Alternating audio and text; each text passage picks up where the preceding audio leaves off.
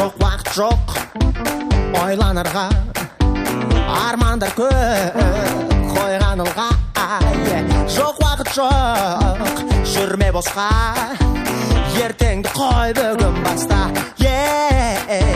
Мен бастадым әдемір қақ, көрші қалқым ұнытыңда, ұнатса егер көңілің сұрап, қосылып сал әнді шулап. Сұрасаң бұл қандай әуен, бұл қазақша блюз.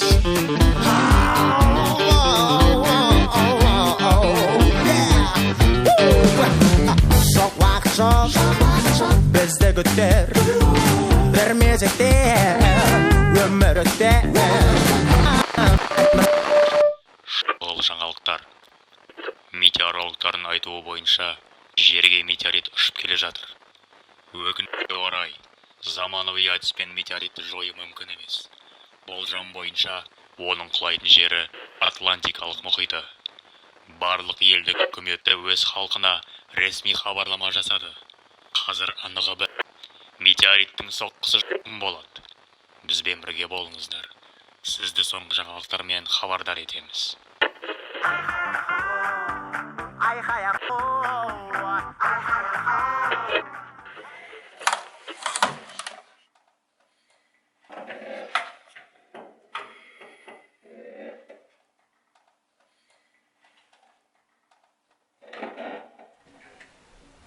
Сонда не?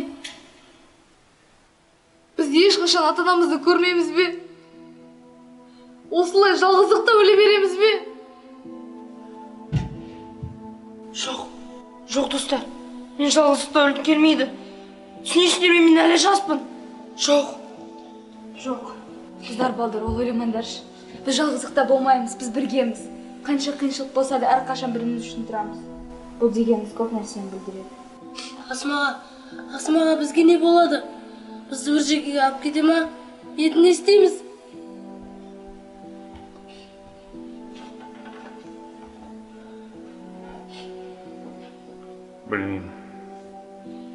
Білмеймін балалар. Қорқынышты. Енді не болатынын білмеймін. Ешкім де білмейді. Мен соңғы күнімді бұл қабырғаларда қарсы алғым келмейді. Бұдан басқа ештеңе есімде жоқ. Біз қайда барамыз енді? Баратын жер жоқ. Бізді ешкім де ешқайда күтіп жатқан жоқ. Бізді тек соңғы кезде ғана еске алады.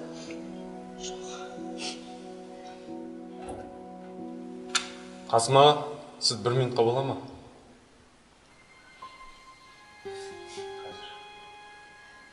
Қазір бола.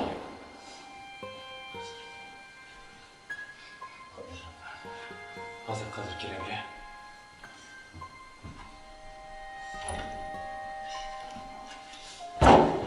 Қалай ойлайсыңдар? Қалай болады? Жарылыс бола ма? Немесе жер сілкінісі бірінші жояды ма бәрін? Осыған дейін бұндайды ешкім көрмеген. Ешкім білмейді. Егер де ата-аналарымыз кетсе, мен де олармен бірге кетемін. Мен бұл жерде еш нәрсе ұстап тұра алмаймын. Қайда бармақсың? Мен Никитамен келісемін. Бұл жерде қалмаймын. Мен Никитамен бірге барамын. Не айтып тұрсыңдар? Не деп тұрсыңдар? Отырыңдар. Қасым ағадан ұят болады. Жоқ, Саня, біз осы жерде қалдырады деп ойлайсың ба? Мен бұл жерде қалғым келмейді. Тек бұл жерде емес. Не айтып тұрсақ жандар? Қызық. Не туралы сөйлесіп жатыр екен? Тәрбиешілер бізді қалай тастап кету туралы шешіп жатқан шығар.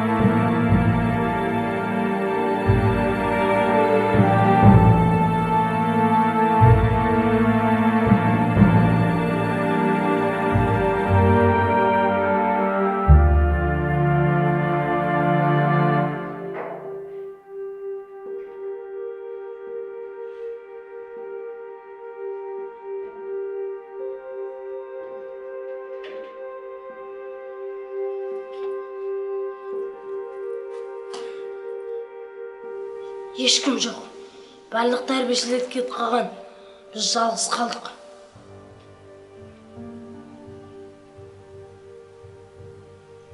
Олар бізді осында тастап кетті. Басқар сияқты біздің де ешкімге қажетіміз жоқ. Ешкім сенбей отыр. Жер бетінде сүрдік және бәрі бітті. Біреу болса да қалу керек. Бұлай бұл мүмкін емес. Жоқ, Мереке. Радиода айту бойынша барлық тіршілік жойылады. Бұл дегеніміз ғаламшар өмір сүруін тоқтатады. Барлық адамдар, жануарлар, өсімдіктер мен жәндіктер өмір сүру тоқтатылады. Жоқ. Барлығы жойылады. Әлі сен алмай отырмын. Ғаламшар өзі қалуы мүмкін, және дағы тіршілік қайтадан жалғасады.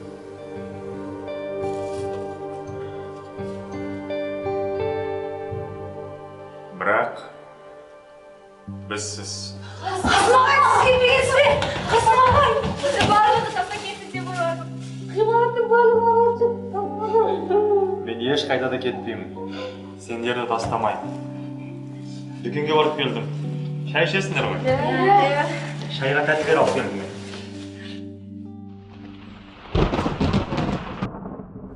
Мен бұл жерде қалмаймын. Кешке кетемін. Кім мен бе? Мен сенімен.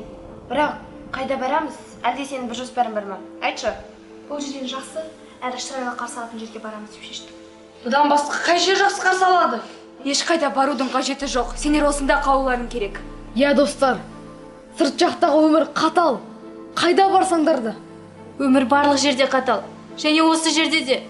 Соңғы күндерімді көңілді өткізім келеді. Мүмкін бір мега орталықта болмаса, соң осы жерге барармыз. Достар, сендер қателік жасап жатсыңдар. Қасым ағай біз үшін қалды. Ол өзі үшін қалды. Оның баратын жері жоқ, отбасысы жоқ. Ол жалғыз.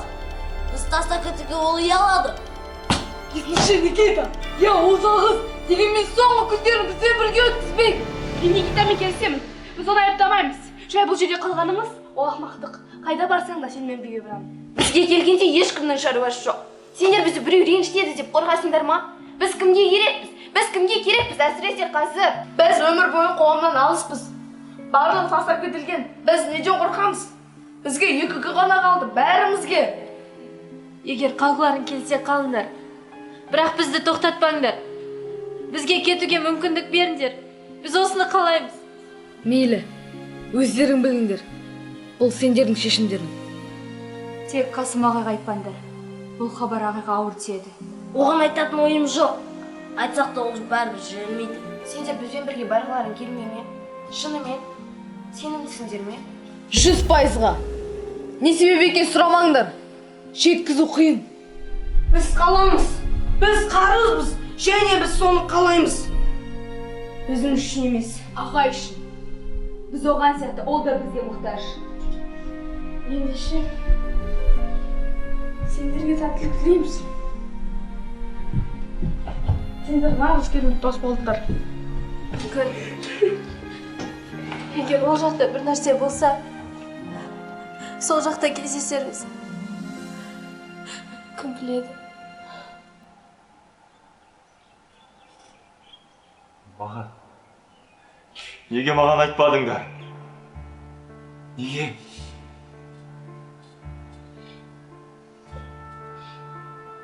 Мен оларды тоқтатушы едім ғой. Сол үшін айтпадық Қасым ағай. Солардың кететін білгеніңізде еш жаққа жібермес едіңіз. Олар айтпасын деп өтінген. Кешіріңіз. Қасым аға, олар сіз тоқтатып, бәрібірде ешқайда жүрмейтініңізді білді. Ағай, олар солай шешті. Меніңше жалпы апат алдында бұл олардың құқығы деп ойлаймын. Сендерші неге кетпедіңдер? Бізде баратын жер жоқ. Бұл біздің үйіміз. Осында қаламыз. Сол қорқыныш сәтте бірге боламыз. Солай емес пе? Ағай, сіз мүлдем жалғызсыз. Осы уақытқа шейін бізге қамқор болып өттіңіз. Осындай қиын сәтте біз жалғыз өзіңізді қалдырғымыз келмеді.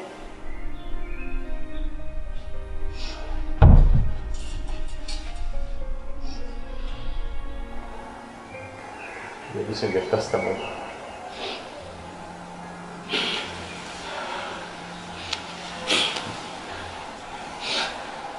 Шай ішесіңдер ме? Шай ішейік.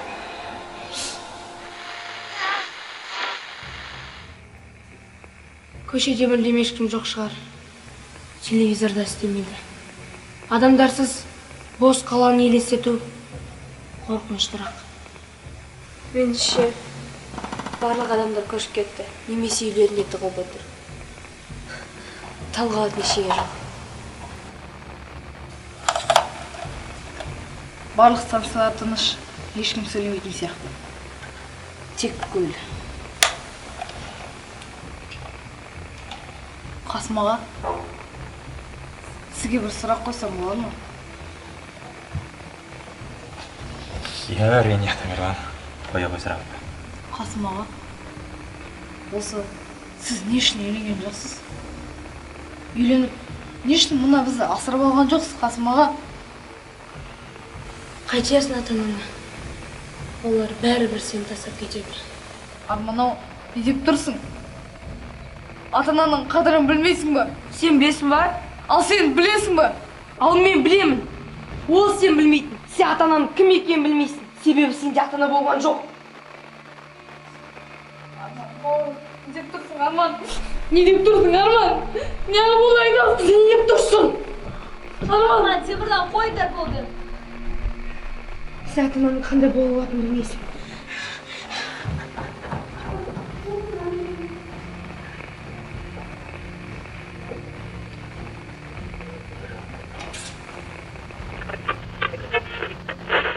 Метеорит құлайды.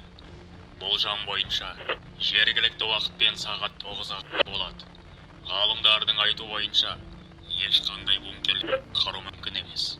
Соққының толқыны жер қыртысының жоғарғы 40 километріне дейін барады. Қасым аға, анда екі қыз. Көшеде екі қыз, Қасым аға.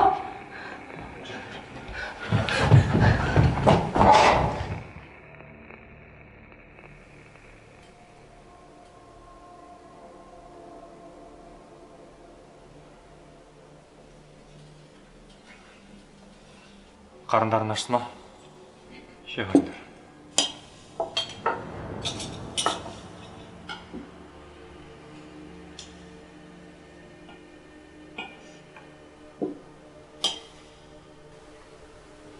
Біз қалып қойдық.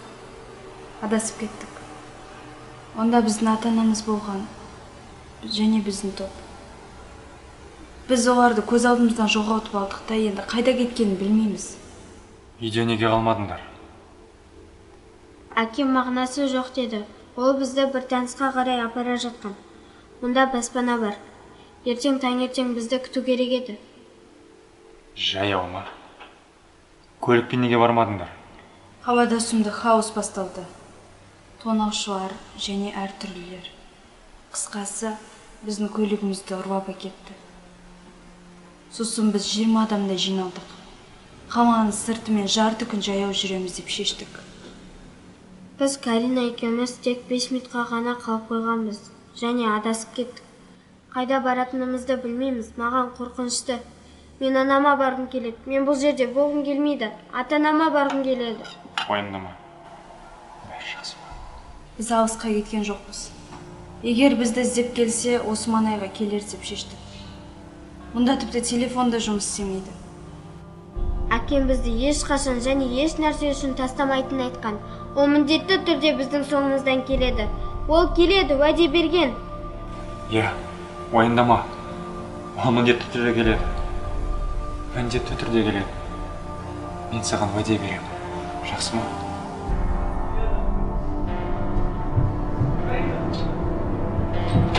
Карина! Әке! Қыздарым. Осында екенсіңдер ғой. Әке, кешір, біз адасып кеттік. Оларға қараған сіздерге рахмет. Бізден бірге жүріңіздер. Қайда? Қыздар, астына барып мені күтіңдер машинада. Мен қазір келем, жақсы ма? Қазір келем. Қалай сонда? Радиода ешқандай баспаны құтқара алмайды деді. Соққының толқыны жер қыртысының жоғарғы қабатының жарты километрге дейін барады. Мен білем. Біз құтқара алмайтынымызды. Бірақ мен бұлай берілгім келмейді. Екі қызым үшін. Олар осыған сенсе екен деймін. Біздің қолымыздан ештеңе келмейтінін. Біз қаламыз, біз қарызбыз. Және біз басқа балалармен кеткен жоқпыз. Бұл біздің үйіміз. Шақырған үшін рахмет. Сақ болыңыздар. Алайда біз осында қаламыз. Иә, біз бірге қаламыз. Жақсы. Сақ болыңыздар. Жақсы. Аман болыңыздар.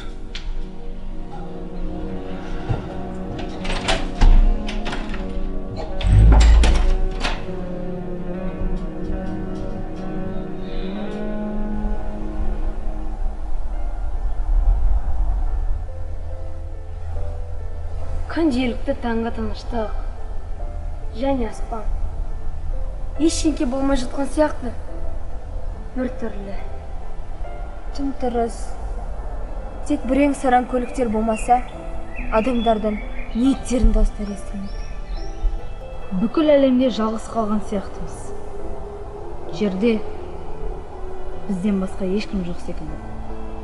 Жануарлар қауіпті сезеді. Олар тығылып қалған. Енді күтіп отыр.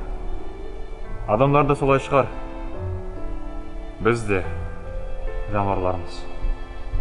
Соңғы серуен. Бұдан кейін болмайды. Бұған сене алар емеспін. Қазір ауаны басқаша сезініп тұрмын. Ол тарлықтай басқа және ағаштар әдемі сияқты. Мен бұл туралы кітаптан оқығанмын. Бұл адамның табиғатқа құштарлығы. Біз қазір жойылу алдындамыз. Бізге суда тәттірек, аспанда көкшіл, күнде жарық болып көрінеді. Соңғы күндер қандай болатынын білмеппін. Осы күндері сендер қастарымда болғандарыңа мен өте қуаныштымын.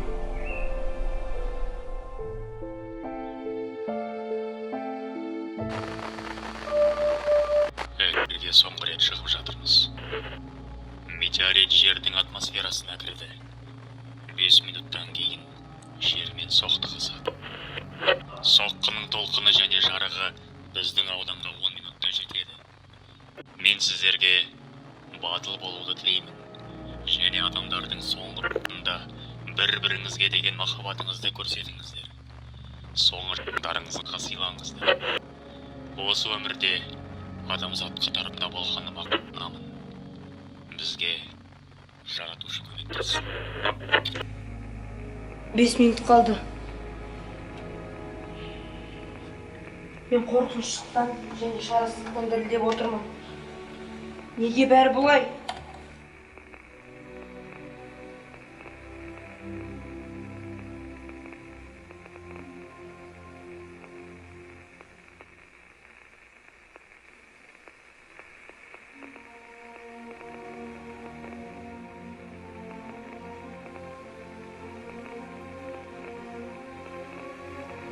Тамерлан,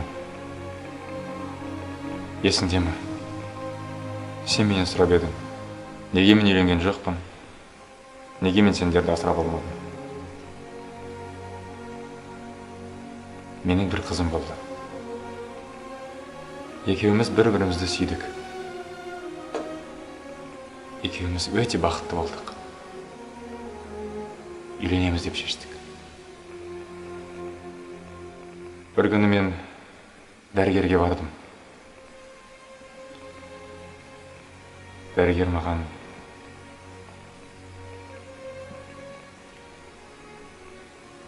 сен әке бола алмайсың деді. Содан соң мен сол қыздың тағдырын байлағым келген жоқ. Ана бақытынан айырғым келген жоқ.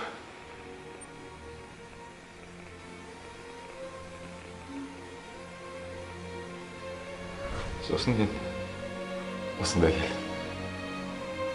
Сендерді көрдім. Сендерді жақсы көріп кеттім. Өзімнің әкелік махаббатымды сендерге шашқым келді. Сендерге бердім. Мен сендерді жақсы көрем.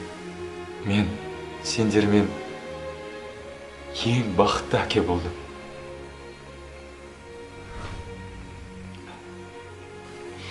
Сендерді жақсы көрем. Ата-анамның жүзін, анамның ыстық махаббатын көрсем екен деп армандадым. Қасым аға, сіздің менің әкеммен айырмашылығын білесіз бе?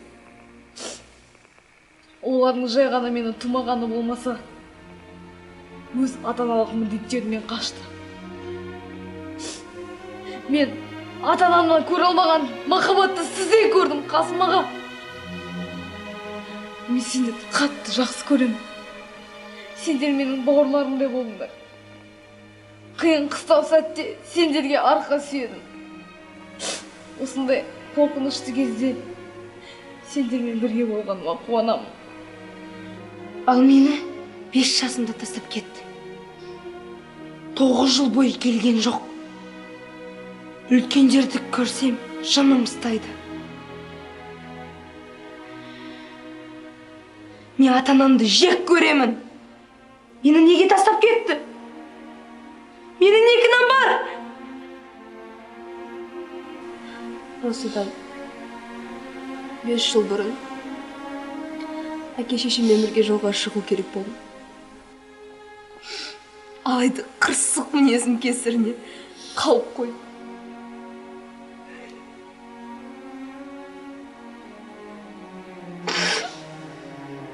Біраз уақыттан кейін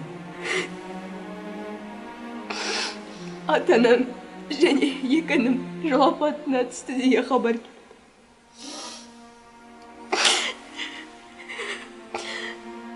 Ата-анамды көре тұра, ерімін сезіне тұра бағаламағама жүрегім қаншиды.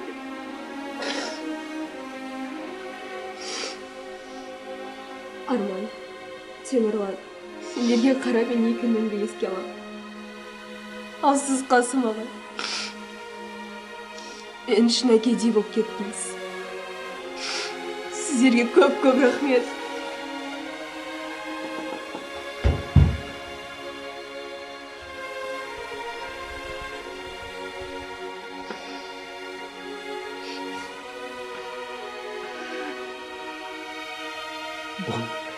Барша адамдардың басын қосқан бұл әлем біздің мекеніміз. Не болса да Аллахтың үкімі.